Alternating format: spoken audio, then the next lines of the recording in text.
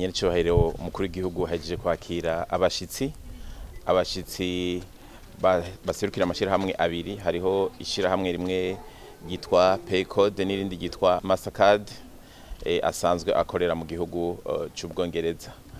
Ayo mashirahamwe rero akabaje kurondera gukorana na leta y'u Burundi bisata vyayo bitandukanye muri ibi vy'ubuhinga bwa none, ariko cane cane muri ibi gukoresha uturanga muntu twa none no gukoresha amakarata y'ibanki amwe muramenyereye, ariko iyo tumenyere ngaha mu Burundi ni carte ya Visa, bo bakaba bakoresha ya Mastercard.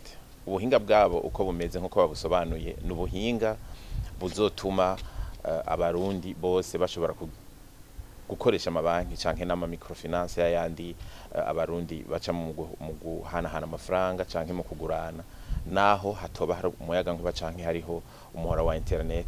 No kuvuga ko bagiye gukora ico mu rurimi rw'igifaransa bakunda kwita inclusion financière. Nyir'icyubahiro umukuru w'igihugu yaboneho n'akaryo kugira ngo aca batumira, kubera ko ku munsi wa gatatu hariho inama ijanye no kugira barabe ivyo abikorera utwabo uko bimeze, kandi nabo bemeye ko bazoja kugira ngo babonane n'abagwizatunga canke abanyamitahe b'abarundi canke abanyamahanga bashaka gukorera mu Burundi, banatahure neza nabo bagiye kuzokorana abari. Kuri leta hariho akarusho gakomeye kuko bije muri iki gihe nyene Uburundi buko rashaka gukoresha ibitwita digitalisation mu bisata vyose vya leta, aho ibi vyo gukoresha impapuro ngira mwarabibonye muri leta y'u Burundi iyo bariko baragira inama shikiranganje nk'abagikoresha impapuro bari ku mashini, bakaba bashaka kubikwiragiza hose no mu bisata mu bushikiranganje canke no mu biro bitandukanye no gushika no mu ntara mu makomine.